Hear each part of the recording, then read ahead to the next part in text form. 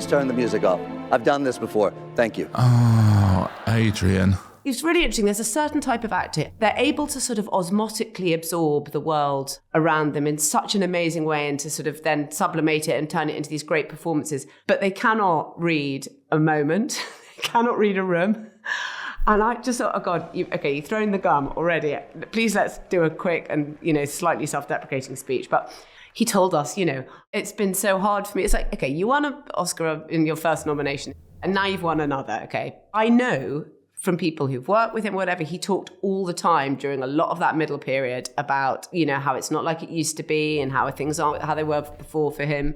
You had to hear that story, like the Ancient Mariner, wherever he went. You do have to, as you say, read the room. You do have to think people at home are watching this.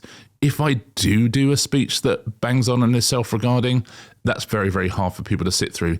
They tried to play him off, right? The orchestra started to play him off. He said, no, I am wrapping up. I've done this before. It's not my first rodeo. Oh, my God. Don't worry. Adrien. That is going to be clipped. It needed clipping, but that will be clipped by every single, and it will just go around and it looks like the indulgence of Hollywood. So I'm afraid. It needed clipping like a randy horse. If you see the extraordinary performances that some of these actors put in these movies, genuinely sort of genre-defining, era-defining performances. And then you watch some of the speeches these actors give when they're being themselves.